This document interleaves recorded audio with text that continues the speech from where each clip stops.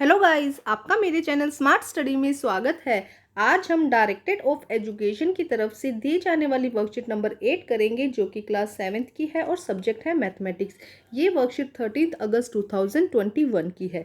तो आइए शुरू करते हैं आज की वर्कशीट शुरू करने से पहले प्लीज़ मेरे चैनल को सब्सक्राइब कर दीजिए। तो आइए देखते हैं आज की worksheet. Integer property of division. अब देखते हैं आज की property of division of integers. Integers में डिवीजन की क्या प्रॉपर्टी होती है उसको आज हम समझेंगे। तो आइए देखते हैं आज की worksheet. Division by one.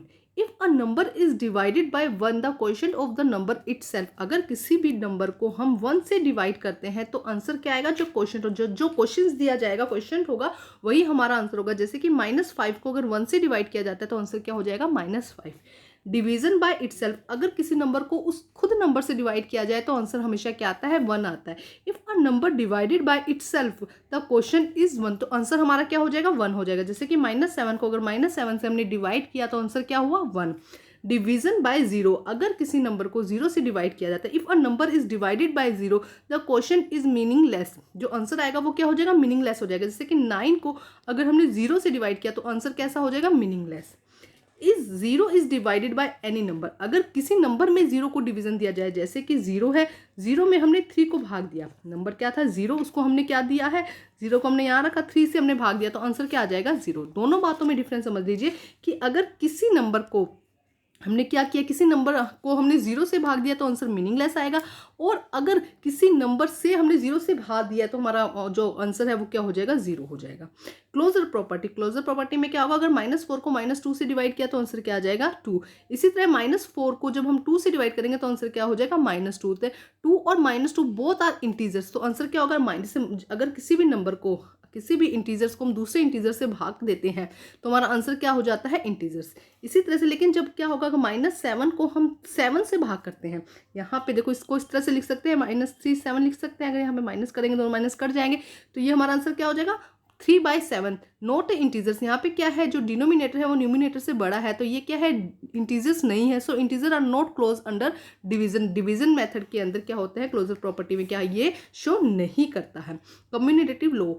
If -9 को -3 से हम डिवाइड करते हैं तो 3 आता है, changing order.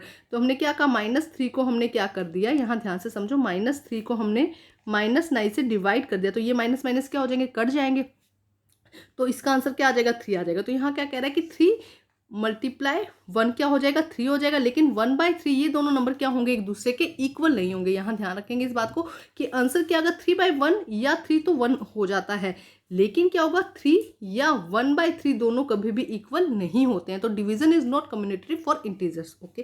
Associative low. If -8 divided by 2 answer क्या आएगा? -2।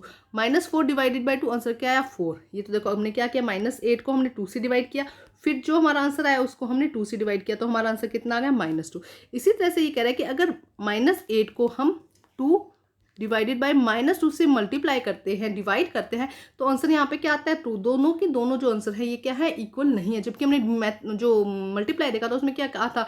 2 × 2 चाहे आप इस तरह से करो या 2 × 2 × 2 आप इस तरह से करो, दोनों का आंसर सेम आता था। लेकिन यहाँ पे एसोसिएटिव जो प्रॉपर्टी है, इसमें डिवीजन में ये प्रॉपर्टी जो है वो नहीं चलती है। अब देखते हैं, कुछ क्वेश्चंस दिए गए हैं जो बहुत ही आसान है।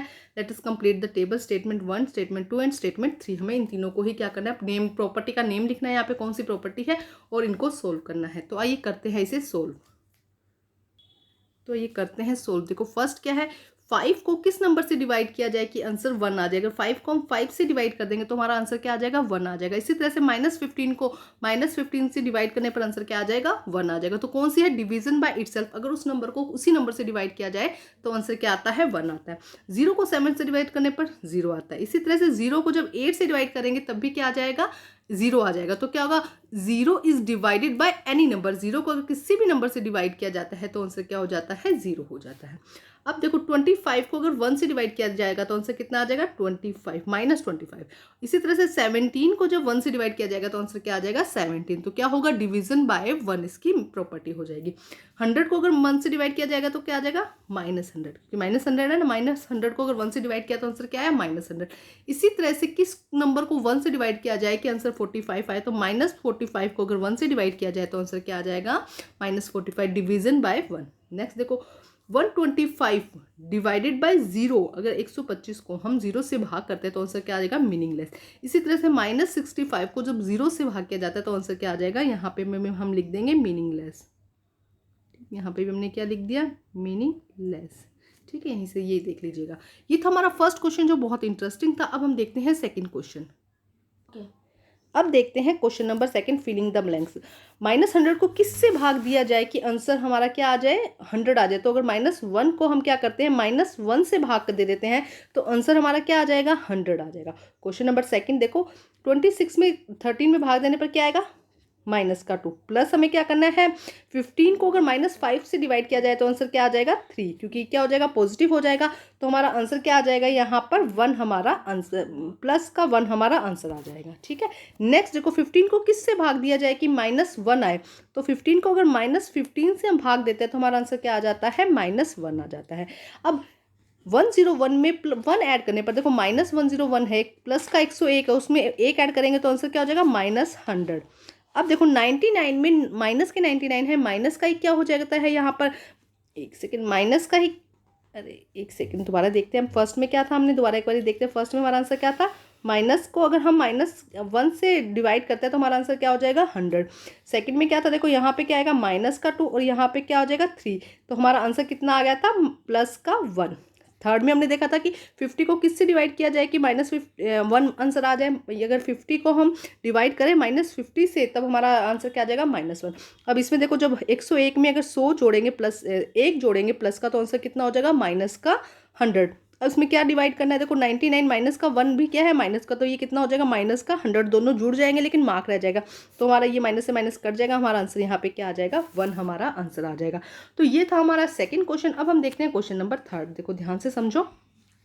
If an online test plus 3 mark awarded from the correct answer, सही आंसर के लिए कितने मार्क्स मिलते हैं 3 मार्क्स मिलते हैं, and marks -1 mark for wrong answer, और रॉन्ग आंसर के लिए कितने मार्क्स काटे जाते हैं 1 मार्क्स काटे जाते हैं। राजीव गोट 20 मार्क्स, राजीव को कितने मार्क्स मिले हैं 20 मार्क्स मिले हैं। If he answer 12 question correct, अगर उसने 12 क्वेश्चन सही आंसर दिए तो how many question did he answer the wrong, उसने कितने आंसर्स गलत दिए हैं। तो आइए करते हैं इसको सोल्व।